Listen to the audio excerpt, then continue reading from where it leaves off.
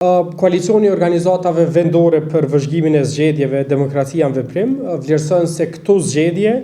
janë zhvilluar në përputhje me standardet demokratike për zgjedhje të lira dhe konkurruese. Ky vlerësim bazohet në faktin se administrimi i përgjithshëm i procesit zgjedhor ka qenë funksional, ndonse ka qenë edhe i shoqëruar me sfida të natyrës herë institucionale, herë procedurale, herë politike, të cilat në disa raste kanë ndikuar jo vetëm në cilësinë, por edhe në vetë perceptimin e publikut mbi mbarvajtjen e procesit zgjedhor. Sa i përket procesit të votimit, këto zgjedhje kanë qenë dhe janë zhvilluar në një atmosferë të qetë dhe demokratike,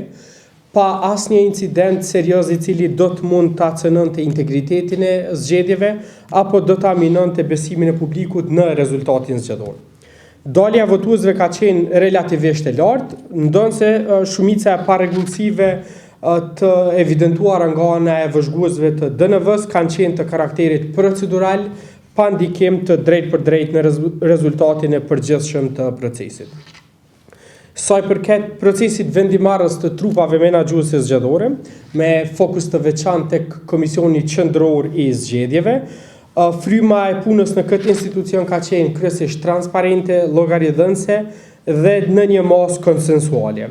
Për çështjet kryesore, mbase edhe më të ndjeshme të procesit, përfshirë këtu certifikimin e subjekteve politike dhe kandidatëve të tyre, votimin jashtë vendit, emërimin e stafit zgjedhor dhe trupave të tjera, janë shënuar përplasje të theksuara në mes të anëtarëve të Komisionit Qendror të Zgjedhjeve,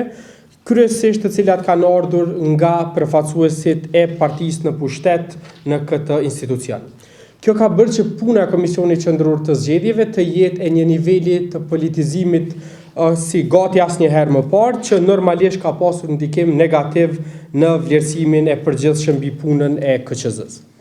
Sa i përket certifikimit të subjekteve, pra si një prej çështjeve më problematike që ka karakterizuar këtë proces, sërish puna e KQZ-s u karakterizua dhe u shoqërua nga vendime të kundërligjshme, filluar nga refuzimi i certifikimit të listës serbe, pavarësisht përmbushjes së kritereve ligjore, që si vendim u korrigjua vetëm pas ndërhyrjes së PZAP-s dhe Gjykatës Supreme pas ankesave relevante. Ky rast ka dëshmuar edhe një herë se ndikimi i konsideratave dhe pikpamjeve politike të anëtarëve kanë peshë shumë të madhe mbi vendimarrjen administrative, gjë që normalisht cënon kredibilitetin dhe pavarësinë institucionale të KQZ-s. Sa i përket fushatës zgjedhore, ndonse më e shkurtër në kohë, ajo zhvilluar në një ambient kryesisht të qetë, pa incidente serioze të sigurisë dhe karakterizuar nga një nivel më i zbehtë i entuziazmit qytetar dhe një pjesëmarrje e pabarabartë e qytetarëve në aktivitete zgjedhore, e cila ka variuar në mes të subjekteve politike, por edhe zonave ku ato janë zhvilluar. Fushata ka qenë e personalizuar dhe e centralizuar rreth liderëve partijak, duke kufizuar kësaj rolin dhe paraqitjen programore të kandidatëve, si dhe përkundër faktit që kemi pasur një debat në mes të nënkryetarëve të partive kryesore parlamentare, mungesa e debateve në mes të kandidatëve për kryeministër, përkatësisht liderëve partijak, e ka cunguar të drejtën e qytetarëve për informim më të detajuar lidhur me platformat politike.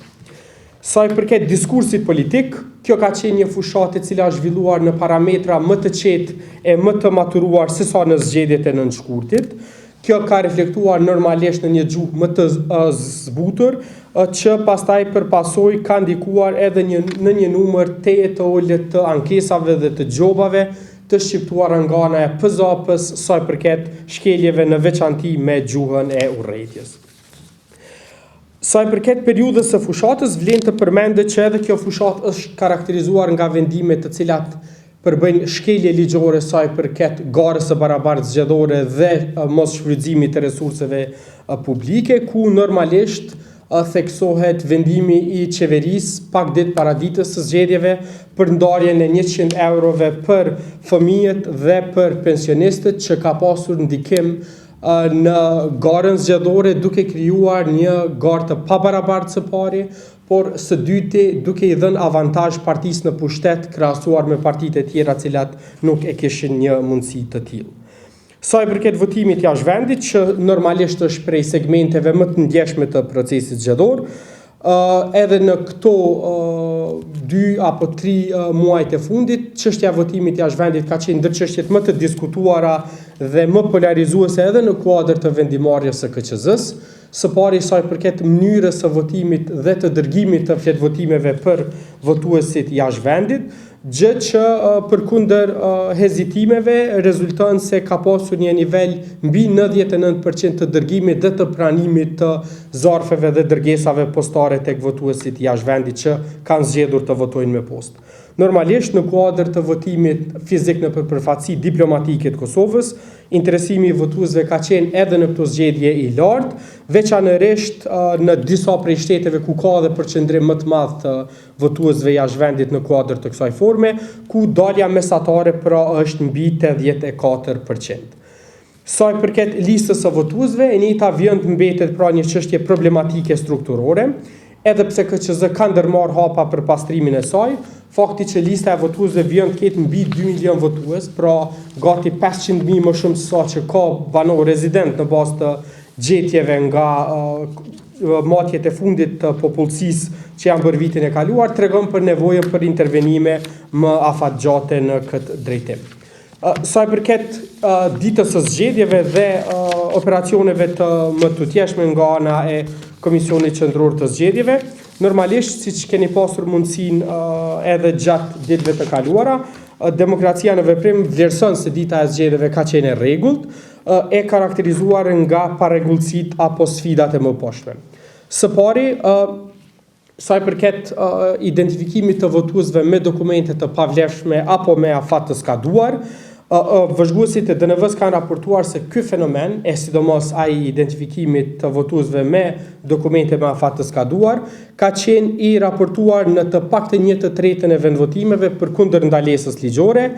por pavarësisht kësaj numri i rasteve ka qenë i kufizuar deri në 10 sosh. Sa i përket vështirësive të votuesve për ta gjetur qendrën e saktë të votimit të tyre, përkatësisht gabimet e votuesve në gjetjen e kësaj, vëzhguesit tonë kanë raportuar se në gati 2/3 e qendrave dhe vendvotimeve në nivel vendi ka pasur votues cilët janë njoftuar se u ka ndryshuar qendra e votimit. Sa i përket votimit me asistencë, për shkak të zbatimit të rregullave më të rrepta nga ana e Komisionit Qendror të Zgjedhjeve, ka pasur një ulje të ndjeshme të këtij fenomeni, që sipas të dhënave tona tani më përbën vetëm më pak se 1% të numrit të përgjithshëm të votuesve, të cilët votojnë në ditën e zgjedhjeve përmes asistencës. Sa i përket kërkesës për dokumente mjekësore, në gati 80% të vendvotimeve në nivel vendi, votuesve u janë kërkuar dokumentet mjekësore, kurse në pjesën tjetër, që ka qenë kryesisht e shprehur në zona rurale, ka pasur raste kur deri në 10 votuesve për vendvotim nuk i është kërkuar dokumenti mjekësor. Sa i përket pranisë së votuesve prapa kabinave të votimit, përkatësisht më shumë se një votuesi, nuk ka pasur raste të shprehura të një parregullësie të tillë, me që rast fotografimi i votës mbetet problemi kryesor i cili është identifikuar edhe gjatë procesit të zhvilluar të dielën, me gjithsej 32 raste të raportuara nga vëzhguesit e DNV-s në mbi 20 vendvotime ku pra ka pasur raste të fotografimit të votës. Zhvillimi mbase më pozitiv në kuadër të ditës së zgjedhjeve ishte publikimi i shpejt, i plot dhe pa vonesa i rezultateve nga ana e Komisionit Qendror të Zgjedhjeve, i cili me mbi 90% të rezultateve të procesuara arriti që të publikoj të njëjtat vetëm pak orë pas përmbylljes së procesit zgjedhor. Normalisht, pranimi i shpejt i rezultateve nga ana e subjekteve politike kryesore ka kontribuar në ruajtjen e një klime të qetë pas zgjedhore dhe ka reflektuar një nivel më të lartë të pjekurisë politike. Sa i përket procesit të verifikimit të votave të subjekteve politike dhe numërimit të votave të kandidatëve, që është duke u zhvilluar në qendrat komunale të numërimit, e që ka filluar dje pa vonesa të theksuara, në bazë të informatave tona, ritmi i punës së këtyre trupave del të jetë i kënaqshëm, me që deri më tani janë procesuar më shumë se 1/3 e vendvotimeve në nivel vendi, që si tempo tregon se procesi i verifikimit mund të përmbyllet deri në fund të kësaj jave. Normalisht, kjo do t'i hap rrugë numërimit të verifikimit dhe numërimit të votave me kusht, votave të personave me nevoja të veçanta dhe votave jashtë vendit, që si numër ndonë se sillen rreth 70.000 apo 80.000 së është gjithsej, duke u bazuar në përvojat e deri tanishme me vonesa që mund të ketë në ardhjen e tyre, ky numër mund të jetë edhe më i ulët. Normalisht, kjo në kupton se me një dinamik të tillë të punës, jemi në rrugë të